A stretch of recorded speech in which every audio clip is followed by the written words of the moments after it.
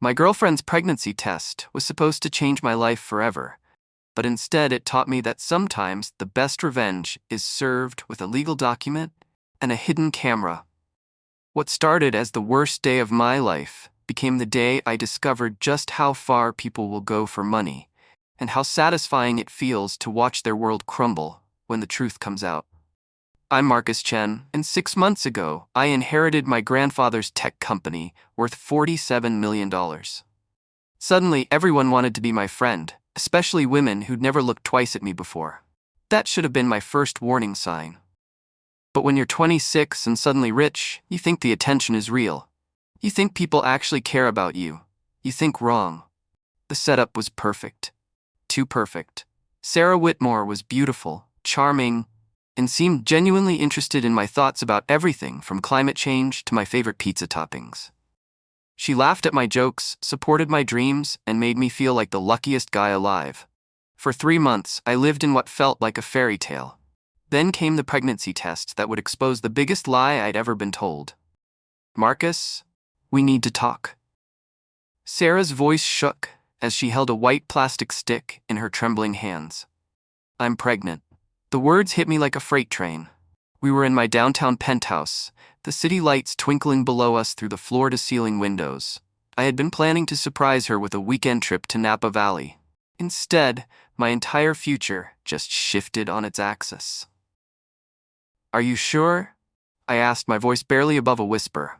She nodded, tears streaming down her face. I took 3 tests. They're all positive. She showed me the stick with its 2 clear lines. I know this isn't what we planned, but... Hey, I interrupted, pulling her into my arms. Despite the shock, something inside me felt... happy? We'll figure this out together, okay? You're not alone in this. Relief flooded her features. Really? You're not angry? Why would I be angry? I kissed her forehead. I love you, Sarah. If you're having my baby, then we'll make it work. We'll get married, buy a house with a yard, the whole thing. She smiled through her tears. I was so scared you'd leave me. Never, I promised. But looking back now, I realize her relief wasn't about love. It was about money. The next morning, Sarah's mother Linda called with a voice dripping with fake concern. Marcus, dear, we should meet for lunch today. There are important matters we need to discuss about Sarah's delicate condition. Her tone was strange, too formal, like a lawyer reading terms and conditions. But I agreed to meet at Romano's, an upscale Italian restaurant downtown. Linda arrived with Sarah's older brother Kevin, wearing an expensive suit that didn't quite fit right. Kevin had that smooth-talking energy of someone always working an angle. Marcus, my man. He grabbed my hand in both of his, holding on too long. Congratulations, you absolute legend. You're going to be a father. I've got connections in the baby industry, cribs, strollers, the works. My buddy just closed a deal with some crypto millionaires who dropped 60 grand on a nursery setup. Thanks, Kevin, but we haven't really. Oh, you'll need the best of everything, Linda interrupted, dabbing her eyes with a handkerchief. My precious Sarah has always been so fragile. Even as a child, she needed special care. This pregnancy will require the most experienced specialists. Kevin leaned forward conspiratorially. Between you and me, Marcus, I know people in the medical field. Dr. Peterson, she's the absolute top of her game. Celebrities fly in from Europe just to see her.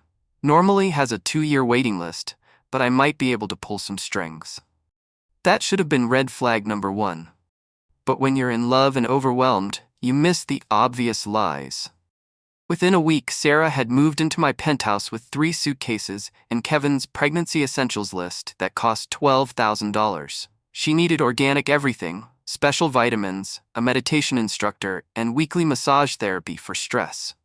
The baby's health is the most important thing, she explained when I hesitated at the yoga studio membership fee.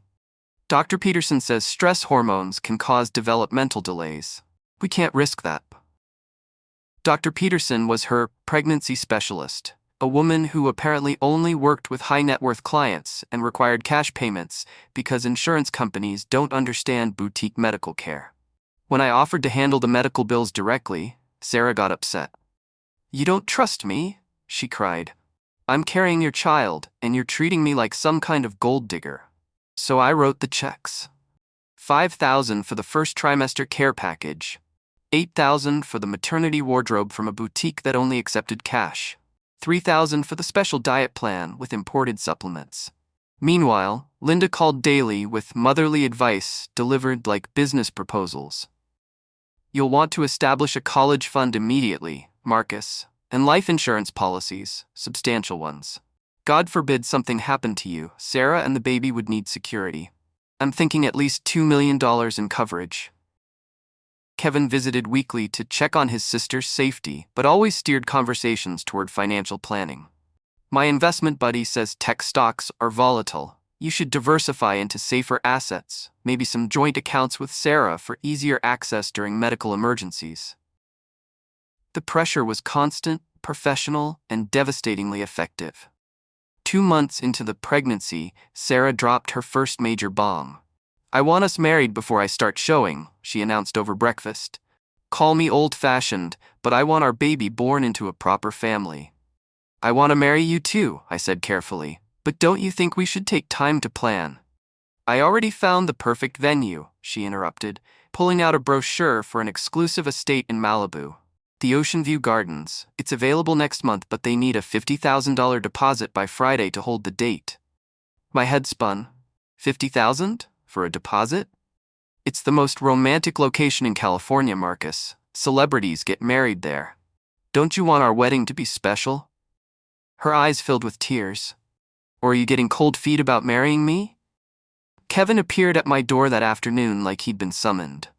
"Heard about the wedding venue," he said, settling into my leather couch. "Ocean View Gardens is incredible. My buddy's hedge fund partner got married there last year. Cost him $300,000 total, but the photos were magazine-worthy." $300,000?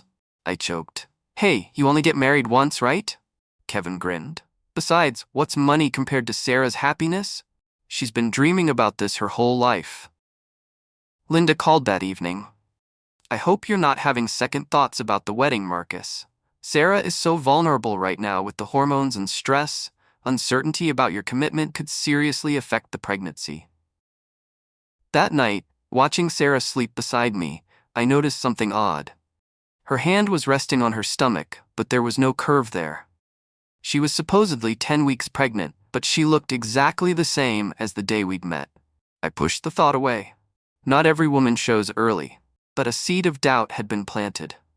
I hired Jackson Burke, a private investigator who specialized in financial fraud cases.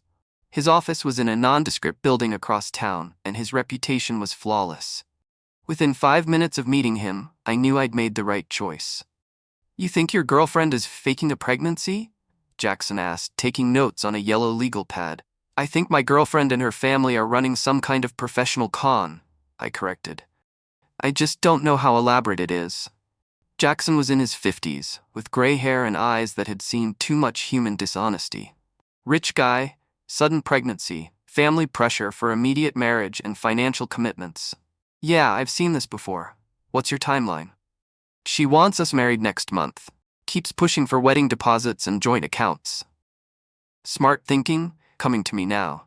If you're legally married when this all comes out, dividing assets gets complicated. He quoted his fee, expensive but worth it. "I'll need access to her medical records, her family's financial history, and permission to conduct surveillance." "Whatever you need." "One more thing," Jackson said as I prepared to leave. "Don't change your behavior around her. Act like everything's normal. If she suspects you're investigating, she'll either disappear or accelerate whatever timeline they're working on." So I went home to my penthouse, kissed my pregnant girlfriend, and pretended to be excited about baby names while a professional investigated whether my entire relationship was a lie. The next 3 weeks were the longest of my life, but they were also the most educational. Jackson's first report came a week later, and it was devastating. Sarah Whitmore wasn't even her real name. She was actually Sarah Williams, and she had a history that made my blood run cold. 2 previous relationships with wealthy men, Jackson explained over coffee at a diner far from my usual haunts, both ending in mysterious pregnancies that resulted in large settlements before the relationships imploded. He slid a folder across the table. "Kevin has a record for investment fraud and identity theft. The mother, Linda, was investigated for Medicare fraud and running fake medical billing schemes. My hands shook as I opened the folder. Inside were photos of Sarah entering and leaving a medical supply store. What was she buying? Fake pregnancy tests. You can order them online, they always show positive results. She bought a dozen of them last month. Jackson's expression was grim. But here's where it gets really twisted. Remember Dr. Peterson? Yeah, her pregnancy specialist. Dr. Peterson doesn't exist. But Linda Williams has been using that identity for 3 years to run fake medical consultations. She even has business cards and a fake medical degree on her wall. I stared at him in disbelief. Linda is Dr. Peterson? Your girlfriend's mother has been playing her own doctor, writing her own prescriptions, and billing you for fake medical care. It's not just fraud, Marcus. It's organized crime. The evidence Jackson showed me was overwhelming. The family had been researching me for months before Sarah accidentally bumped into me at Grind Coffee. They knew my routine, my interests, even my coffee order. They've been planning this since your grandfather's death made the news, Jackson explained. Sarah practiced that bump into you move for weeks at different locations. She had backup plans if the coffee shop didn't work. The family's financial situation was desperate. Kevin owed money to loan sharks, Linda was facing foreclosure, and Sarah had maxed out credit cards in 3 different states. They needed a big score, and my inheritance made me the perfect target. Here's their endgame, Jackson continued, spreading out more documents. Marriage creates automatic spousal rights. Even if you divorce immediately after the fake miscarriage, Sarah would be entitled to significant alimony and property division. But what happens when she can't produce a baby? Miscarriage in the 2nd trimester. Very traumatic, requires expensive counseling and recovery time. By then, you're married and she's established financial dependence. Even if you wise up and divorce, she walks away with millions. I felt sick. How many times have they done this? This exact scheme? 3 times successfully. The first guy paid Sarah $60,000 to go away quietly. The second guy was smarter. He demanded medical records, so Sarah disappeared before the wedding. The third guy actually married her. What happened to him? Jackson's expression darkened. He's currently in bankruptcy proceedings.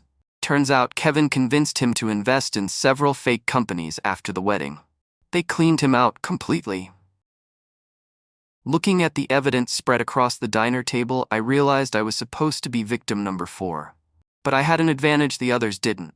I knew the truth, and I had a plan. We need to get her to confess, Jackson advised. Documentation is good, but a recorded admission would make any legal case airtight. How do we do that without making her suspicious? We create a medical emergency that requires absolute honesty. Most con artists will crack under that kind of pressure, especially when they think they can still salvage the situation. Jackson's plan was brilliant. He would pose as a paramedic responding to a pregnancy emergency. The key was making Sarah think she could control the narrative while actually forcing her into increasingly impossible lies. I'll push her on medical details she can't possibly know, Jackson explained. Real pregnancy symptoms, specific terminology, timeline inconsistencies. When people are lying under pressure, they eventually trap themselves. What if she doesn't break? Then we go to plan B. But trust me, when someone thinks a medical emergency is threatening their payday, they usually say things they shouldn't. I spent the next 2 days acting normal while Jackson prepared the setup. Sarah continued her pregnancy performance, but now I noticed every fake detail. The way she touched her completely flat stomach for show. How her morning sickness only happened when I was watching. The fact that she never actually took any of her pregnancy vitamins. Meanwhile, the wedding pressure intensified. The venue needs our final decision tomorrow, Sarah announced. If we don't put down the deposit, we'll lose the date. Maybe we should wait until after the 1st trimester, I suggested. Make sure everything's okay with the baby first. Her face went white. Are you saying something might be wrong? No, I just think, because if you're having doubts about marrying me, I need to know now. I can't handle this kind of stress while I'm pregnant. That's when I knew it was time to end the charade. The setup happened on a Thursday afternoon. Sarah was at the penthouse, supposedly resting because of pregnancy fatigue. I had secretly moved all my important documents and valuables to a safety deposit box the day before. "Sarah," I called out, putting genuine panic in my voice. "Something's wrong. You're bleeding." She rushed to the bathroom mirror, checking herself frantically. "What? Where?" "On the couch where you were sitting." "Oh God, the baby." I pulled out my phone. "I'm calling 911. Her face went white. "Wait, Marcus. Maybe we should?" But I was already dialing. 911? "My girlfriend is pregnant, and I think she's having a miscarriage. She's bleeding and I don't know what to do." The dispatcher played her part perfectly. Jackson had arranged for a colleague to take the call. "Sir, we're sending paramedics immediately. Keep her calm and lying down." For the next 8 minutes, Sarah paced frantically while I pretended to comfort her. She kept saying things like, "Maybe it's nothing," and "These things happen sometimes." But I could see the calculation in her eyes. She was trying to figure out how to turn this crisis to her advantage. When Jackson knocked on the door in a paramedic uniform, everything changed. "I need to ask some questions about the pregnancy," he said, kneeling beside Sarah with a medical kit. "How far along are you?" 12 weeks, she answered automatically. "What's your doctor's name and when was your last appointment?" "Dr. Peterson, last week." But her voice already sounded uncertain.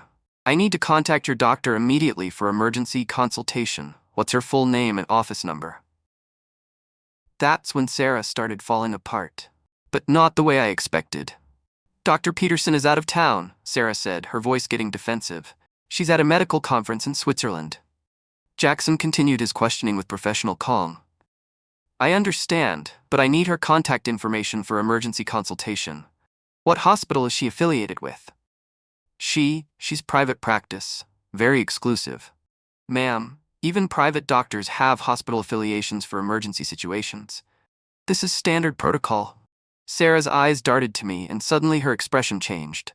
Instead of panic, I saw anger. "You know what? I don't like your attitude. You're treating me like I'm lying about something." "I'm just trying to get accurate medical information to help you," Jackson replied. "Help me? You're interrogating me like I'm some kind of criminal." Sarah stood up, crossing her arms. "Marcus, I don't feel comfortable with this guy. He's being way too aggressive." I was thrown off. This wasn't the breakdown we'd expected. Sarah was fighting back. "Look, officer, or whatever you are," she continued, her voice getting stronger. "I know my rights. You can't force me to answer questions without a warrant, and frankly, your behavior is extremely unprofessional." Jackson maintained his composure. "Ma'am, I'm a paramedic responding to a medical emergency. These are standard questions." "Standard?" Sarah laughed bitterly. "You're asking for my doctor's personal cell phone number. That's not standard, that's invasive. Marcus, this whole situation feels wrong. Are you sure you called 911? My heart started racing. She was turning this around on us. "Maybe," Sarah said slowly, "you should show me your paramedic ID, because right now this feels more like some kind of setup than an emergency response." Jackson reached for his fake ID, but Sarah held up her hand. "Actually, you know what? I just realized something. Marcus, you said I was bleeding, right?" "Yes, on the couch. Show me." Her voice was ice cold now. "Show me exactly where you saw blood." I led her to the couch, pointing at a spot that looked clean. Sarah examined it closely, then turned to face me with expression I'd never seen before, calculating and dangerous. "There's no blood here, Marcus. There never was." She looked at Jackson, then back at me. "You staged this whole thing." The room went dead silent. "Why would you stage a medical emergency?" she continued, her voice getting louder. "Unless you were trying to catch me in some kind of lie. What kind of psychotic behavior is that?" Jackson tried to regain control. "Ma'am, if you're not experiencing a medical emergency, I'm not experiencing anything except a setup by my apparently paranoid boyfriend." Sarah's voice cracked, but not from fear, from rage. "You hired someone to pretend to be a paramedic so you could interrogate me about my pregnancy. Do you realize how insane that sounds?" She turned to me, tears streaming down her face. "I'm carrying your baby, and you're treating me like a con artist. What kind of man does that?" For a moment, I almost believed her. The pain in her voice sounded so real, but then she made her fatal mistake. "Fine," she said, grabbing her purse. "You want proof? Let's go to the hospital right now. Dr. Peterson can video call us from Switzerland and confirm everything." Dr. Peterson can't video call, Jackson said quietly. Why not? Because Dr. Peterson is your mother. Sarah's face went completely white. What did you say? Linda Williams has been using the identity Dr. Peterson for 3 years. We have photos of her entering medical supply stores, purchasing fake credentials, and even coaching you on pregnancy symptoms. Sarah staggered backward like she'd been slapped. That's impossible. We also have evidence of your previous scams. 3 other men, 3 fake pregnancies, hundreds of thousands in settlements. Jackson was relentless now. You're not pregnant, Sarah. You never were. I am pregnant, she screamed. I have the tests. Fake tests. We have video of you buying them. Sarah looked around the room like a trapped animal. You've been spying on me? For how long? Long enough to know that Sarah Whitmore doesn't exist, I answered. Your real name is Sarah Williams, and this is what you do for a living. That's when she broke completely. Fine, she screamed. You want the truth? I'm not pregnant. Are you happy now? There is no baby. There is no Dr. Peterson. My mother has been playing a fake doctor, and I've been playing a fake girlfriend. The silence that followed was deafening. But you know what the really sick part is? Sarah continued, her voice raw with emotion. I actually started to fall for you. Somewhere in the middle of this scam, I forgot it was supposed to be fake. She turned to me with tears streaming down her face. I was going to call it off, Marcus. 2 weeks ago, I was ready to just disappear and leave you alone, but my family's in debt to some very dangerous people, and they told me if I didn't see this through, they'd make sure you found out anyway. But in a way that would destroy your reputation along with mine. What does that mean? I asked. It means they have compromising photos of us together, fake documents showing you knew about the scam from the beginning, evidence that would make it look like you were a willing participant in defrauding your own insurance company. Jackson stepped forward. Are you saying your family threatened you into continuing this fraud? I'm saying my family doesn't take failure well. Sarah's voice was hollow now. Kevin owes money to people who break legs when they don't get paid. My mother is facing felony charges if she can't pay back the Medicare money she stole, and I'm just the family asset they used to solve their problems. She looked at me with something that might have been genuine regret. I'm sorry, Marcus. I'm sorry I lied to you. I'm sorry I manipulated you, and I'm sorry you got caught up in my family's mess. But I'm not sorry I met you, because for 3 months I got to pretend to be someone worth loving. Jackson was already on his phone. Detective Morrison? Jackson Burke. I've got a confession to multiple fraud charges and possible coercion. Can you send a unit to... Wait, I said. Sarah, if your family forced you into this, we can work something out. Maybe you can testify against them in exchange for... No. Her voice was firm. I made my choices, Marcus. Nobody forced me to target you in the first place. Nobody forced me to lie to your face for 3 months. I did that because I'm a coward who was too scared to get a real job and build a real life. She turned toward the door, but Jackson blocked her path. I'm sorry, but you can't leave. The police are on their way. Sarah nodded sadly. I know. And honestly, I'm tired of running. The police arrived within minutes, but Sarah didn't try to run or deny anything. She sat quietly on my couch, the same couch where she'd shown me her fake pregnancy test, and answered every question with brutal honesty. How long have you been running this scam? Detective Morrison asked. 3 years. This would have been my 4th victim. What happened to the previous victims? The first one paid me $50,000 to disappear when I faked a miscarriage. The second one got suspicious, so I left before he could investigate. The third one... She paused. We actually got married. What happened to him? My family convinced him to invest in fake companies. They took everything he had before I filed for divorce. Detective Morrison looked at me. Mr. Chen, do you want to press charges? I looked at Sarah, sitting there in handcuffs, looking smaller and more broken than I'd ever seen her. Part of me wanted to say no, to let her walk away and disappear forever. But I thought about the other victims, about the guy who'd lost everything, about whoever might be targeted next. Yes, I said quietly. I want to press charges. Sarah nodded approvingly. Good. Someone needs to stop my family before they destroy more lives. As they led her toward the door, she turned back to me one last time. Marcus? The woman you fell in love with, Sarah Whitmore? She wasn't completely fake. She was who I wanted to be if I'd been brave enough to try being honest. After they left, Jackson and I sat in my living room, surrounded by evidence of the most elaborate lie I'd ever been told. "How do you feel?" Jackson asked. "Relieved," I admitted, "and sad, and angry, and grateful. Is it possible to feel all of those things at once? After what you've been through?" "Yeah, that's normal." "What happens now?" "Now we make sure this never happens to anyone else." The trial was swift and decisive. Sarah pled guilty to fraud, identity theft, and conspiracy charges in exchange for a reduced sentence and full cooperation against her family. Her testimony revealed the scope of their operation. They'd been running romance scams, fake medical billing, and investment fraud for years. Kevin was sentenced to 8 years for multiple counts of fraud and racketeering. Linda got 6 years for Medicare fraud and practicing medicine without a license. Sarah received 3 years plus probation, but her cooperation saved her from the maximum sentence.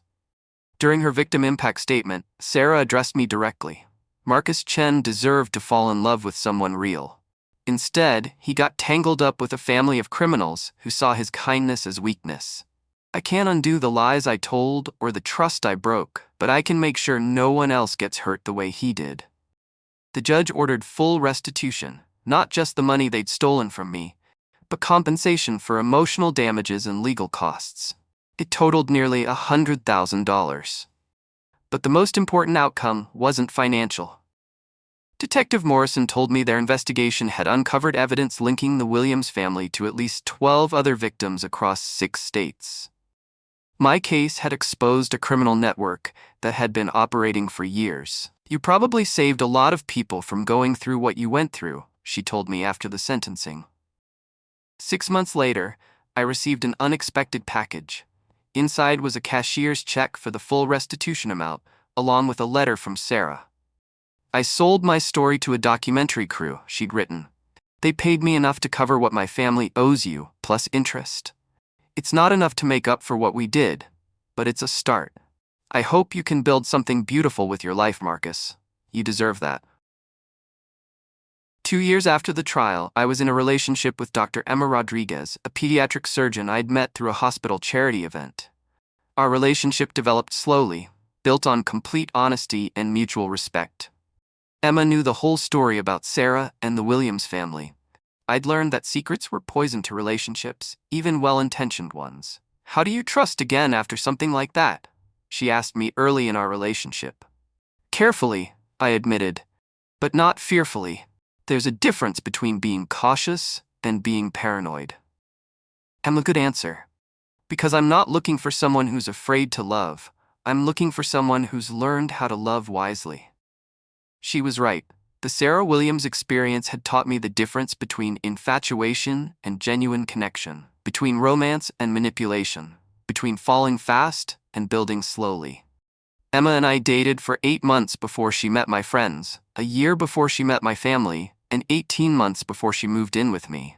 Every step was earned through consistent, honest behavior over time. "I like that you make me prove myself," she told me. "It shows you value what we're building." The money Sarah had returned became seed funding for something I called the Trust Foundation, an organization dedicated to helping people recognize and escape romance scams. We created educational materials, supported law enforcement investigations, and provided counseling for victims. Jackson joined as our chief investigator, and together we'd helped expose 17 different scam operations. We'd also helped over 200 victims recover stolen money and rebuild their lives. "The best revenge," Jackson told me, "is making sure the thing that hurt you can't hurt anyone else." 3 years after Sarah's release from prison, Emma and I were married in a small ceremony, surrounded by people who'd been tested by time and proven genuine.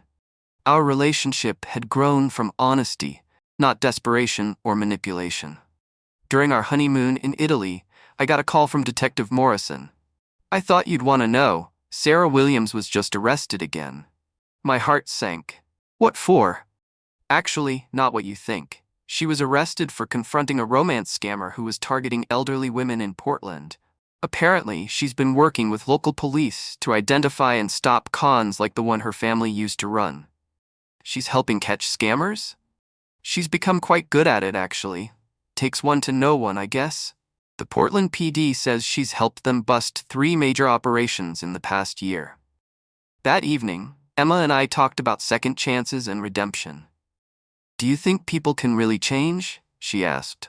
"I think some people can choose to become who they always had the potential to be," I replied.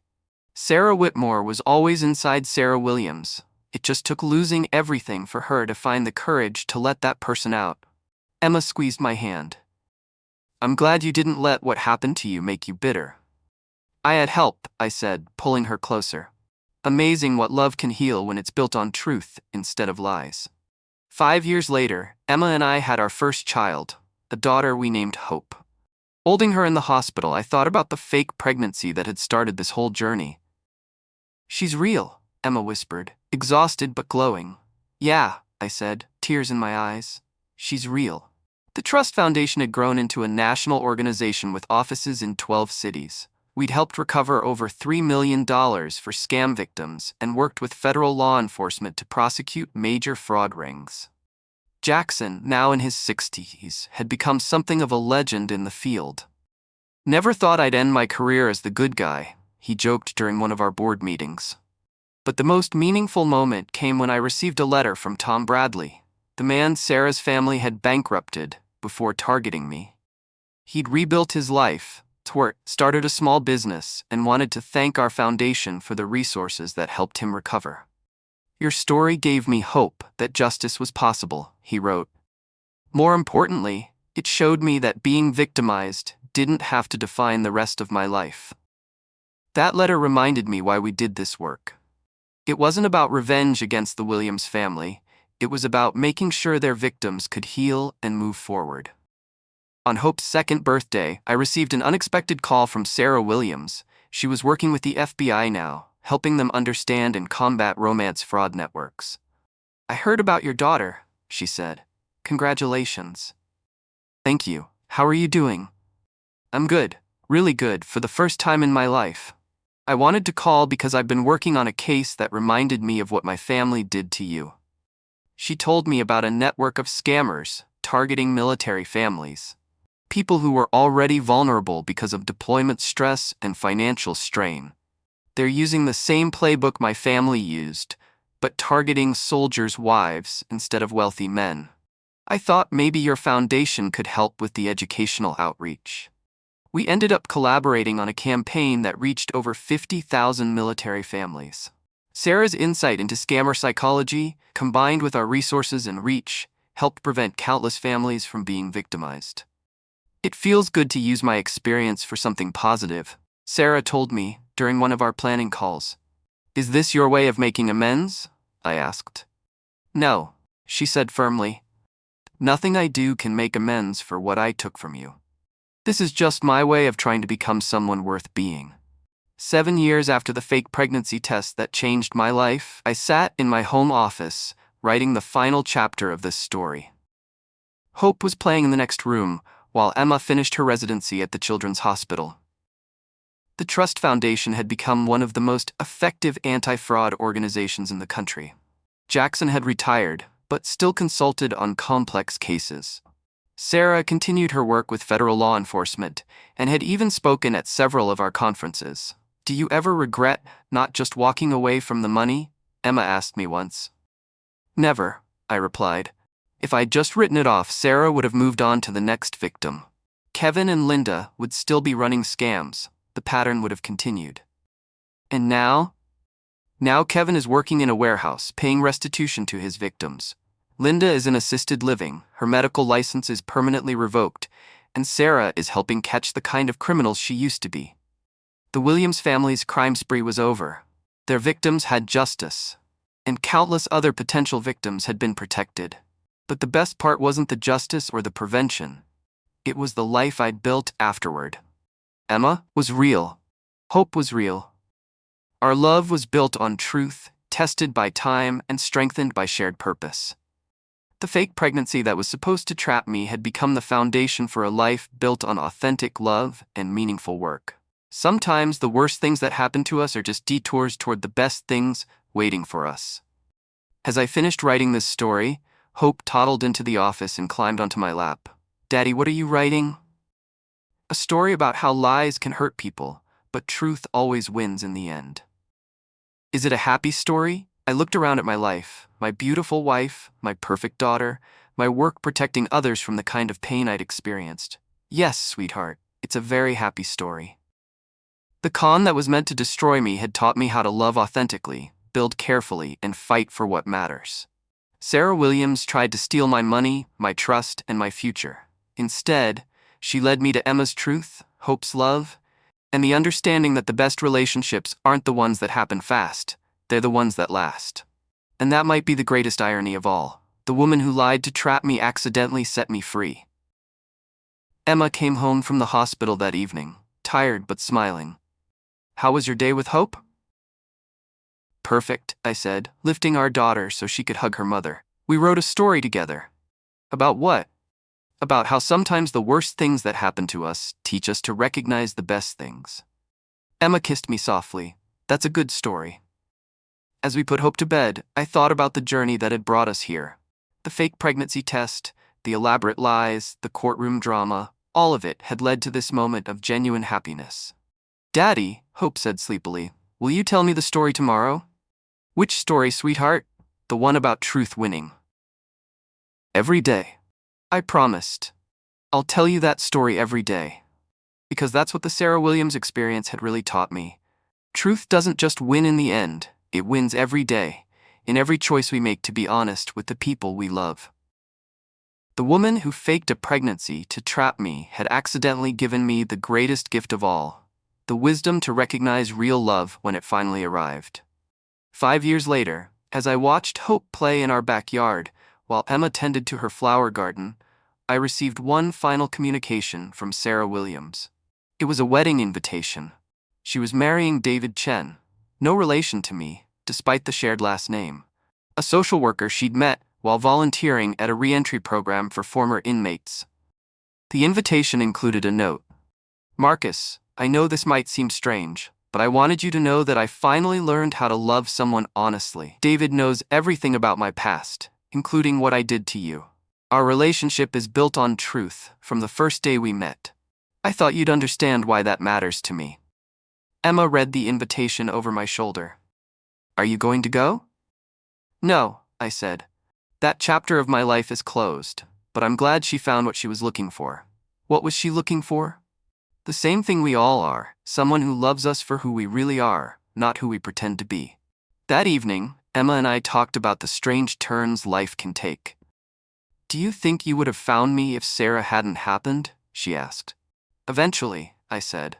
"But I might not have appreciated you the way I do now. Sarah taught me the difference between performance and authenticity. She taught me that the best relationships are built slowly, honestly, and with eyes wide open." "So in a weird way, you're grateful for what happened?" "I'm grateful for what I learned from it. I'm grateful it led me to you, and I'm grateful that other people won't have to go through what I went through because we turned our pain into purpose." On our 10th wedding anniversary, Emma and I established the Sarah Whitmore Memorial Scholarship, named after the person Sarah Williams had pretended to be. It provided college funding for young women aging out of the foster care system, giving them alternatives to the kind of desperation that had driven the Williams family to crime. Why that name? The scholarship committee asked. Because Sarah Whitmore represented the person someone wanted to become, but didn't know how to be honestly, I explained. These scholarships are for young women who want to become someone better, and we're giving them the tools to do it the right way. The first recipient was Maria Santos, an 18-year-old who'd grown up in 7 different foster homes. "I want to be a social worker," she told us. "I want to help kids like me believe they can have real futures."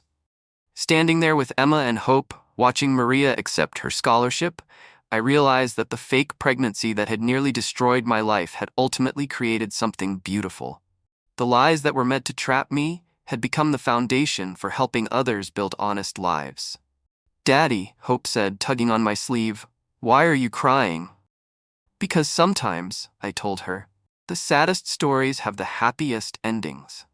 Today, as I finish writing this story, Hope is 8 years old, and Emma is pregnant with our second child, a boy we've decided to name Jackson after the investigator who helped save my life. The Trust Foundation has expanded internationally, and Sarah Williams now runs our fraud prevention education program. She never remarried David. They decided they were better as friends, but she's built a meaningful life helping others avoid the mistakes she made. "I'll never be able to give back what I took from you," she told me during our last phone call. "But maybe I can prevent someone else from taking what doesn't belong to them." "That's enough," I replied. "That's more than enough." Jackson Burke, now 72, still consults for us occasionally. "You know what the best part of this whole story is?" he asked me recently. "What's that?" "You didn't let what happened to you make you afraid to love. You just learned to love smarter." He was right. The fake pregnancy test that Sarah Williams showed me 7 years ago was supposed to change my life forever. And it did, just not the way she planned. It taught me that love built on lies will always crumble, but love built on truth will always endure. It showed me that the best revenge against deception is a life lived authentically. And it proved that sometimes the worst things that happen to us are just the beginning of the best things waiting for us. The woman who faked a pregnancy to trap me accidentally set me free to find real love, real purpose, and real happiness. And for that strange gift, buried deep in betrayal and wrapped in lies, I will always be grateful.